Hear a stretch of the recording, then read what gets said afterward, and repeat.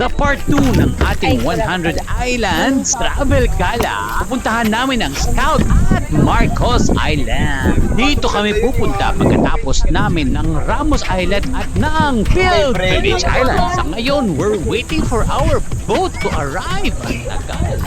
Mainit. Kaya don't forget to use sunscreen at magbaon ng water. May baon ng water at food. Kaya lang, naiwanan namin sa van. Galing, no? Kaya ramdam namin ang heat at ramdam namin ang beach. So after ilang minutes, pupunta na kami sa Scout Island. And always wear your life vest kasi kung hindi, magmumulta sila kuya. Safety first naman kasi kahit mainit, i-wear ang life jacket. Malapit lang naman yung Scout Island. So after mga 10 or 15 minutes, nandito na kami. Maliit lang naman ang kanyang beach area or sand area. Pero maganda mag-swimming. Napakalinis, napakaganda. Pero napakaalat ng tubig ng beach ng Pangasinan.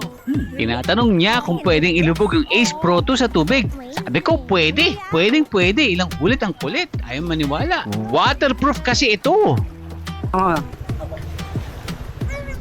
Okay. 1, 2, 3. Mainit? Yan may shark. Kahit maliit lang yung sand area, maganda pa rin. Very Instagrammable or Facebookable. Na napaka-healthy na ang tubig dagat. Nakakapagpagaling ito ng mga may sakit sa eczema at psoriasis.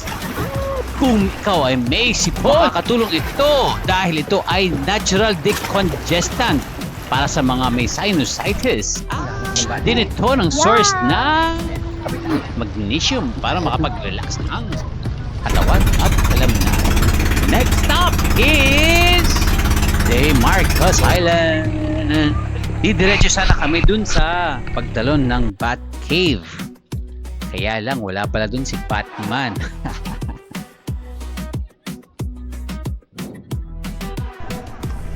Hindi naman masyadong mahaba yung pila.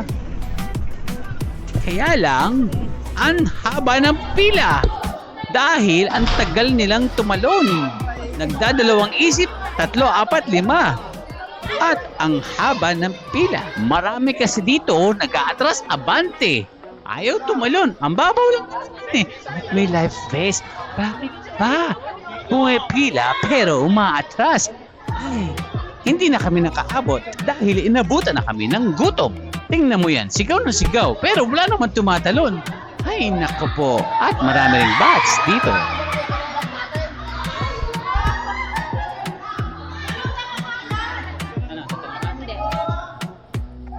At dito kami nagulat sa presyo ng pagkain.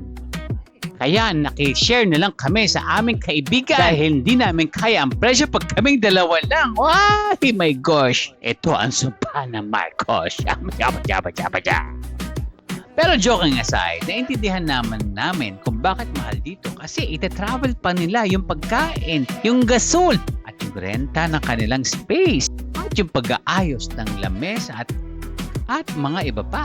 Hindi na rin kami nagreklamo kasi wala naman kaming dala. Kaya kung ako sa inyo, magdala na kayo ng pagkain, tubig at kaanumang inumin. Wala namang corkage dito, basta dalhin nyo lang ang basura nyo. Huwag kayo magkakalat, ha? Ito yung na-order namin food. Marami rin naman, yung worth 2,000. Dalawang bilao, isang bilaong ulam at isang bilaong kanin. With Royal. After kumain ay lumusong na kami sa beach uli. Kasi may nag-aabang na nakakain dun sa lamesa. Ako naman ay nilife vest ko ang aking drone at iba bang mga gadget. Dahil mababaw lang naman para sa akin itong inaapakan. Pero sa kasama ko, medyo may struggle ng konti. Oo! Madaming beses kanina pa.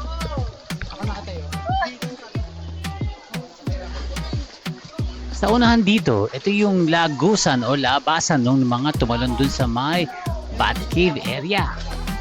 Dito din sila ladaan palabas.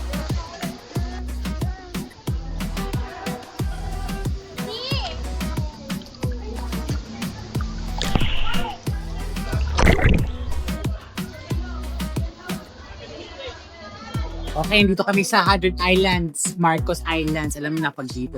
Yan. Alam mo ba, ito yung Marcos Island. Tapos yung kinain namin isang bilaong seafood na, tapos may,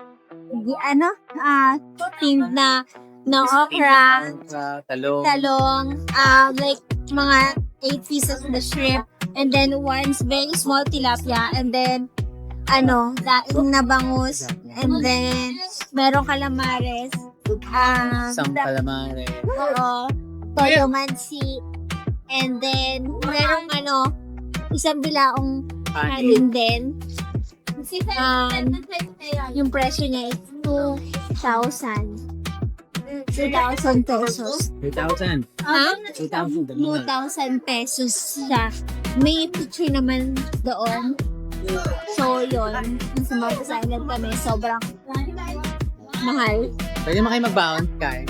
Pwede magbaon. So, pag pupunta kayo dito sa 100 Island, 100 Island. 100 Islands, magbaon na lang kayo. Huwag niyo kakalimutan magbaon. Yes. Kasi baka magutom kayo. So, sumali kami sa joiners.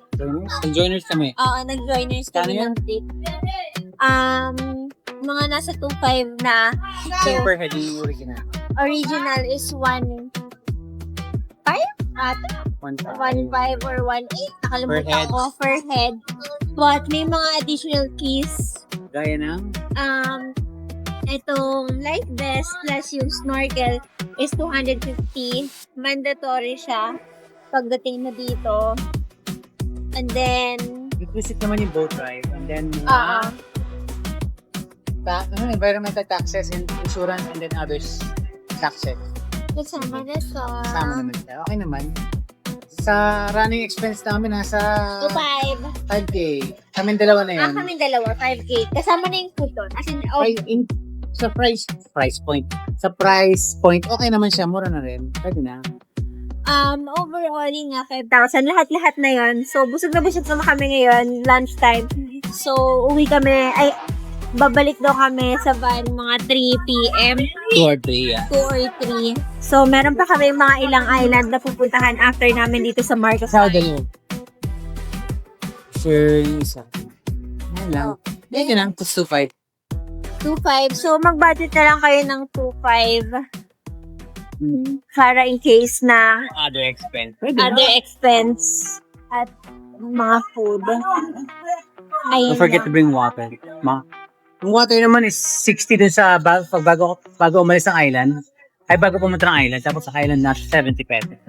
Oo. 70 is, depende yata sa season. Minsan maabot doon ng 90.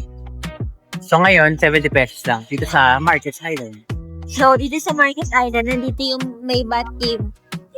Ang pangit ng bat Hindi kami cave. tumalon kasi yung bungin. Sobrang pangit. Sobra-sobra. Parang yung public CR.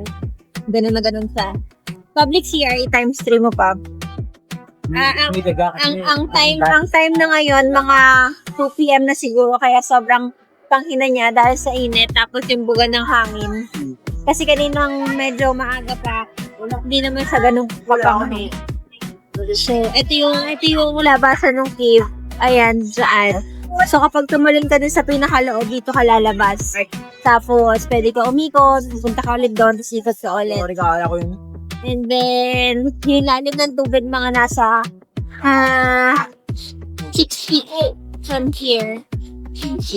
Kaya. So, ayun lang. Bawal. Bye!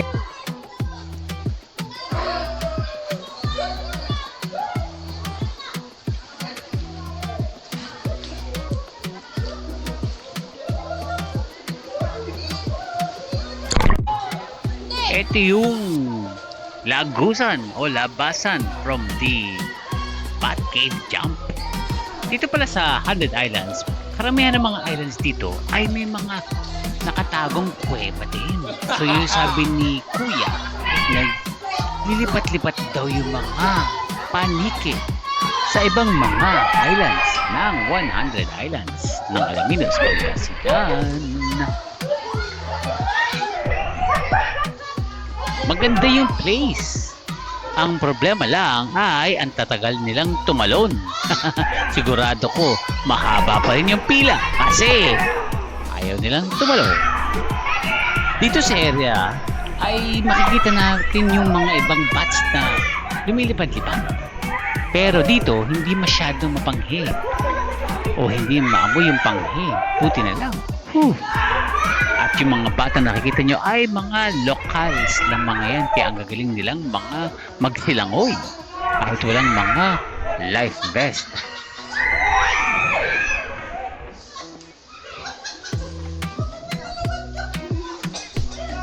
Masaya at masarap lumungoy dito kasi ang linaw ng tubig. Malamig. Kahit napakainit sa labas. Basta nandito ka sa lilim, mapresko at maaliwalas.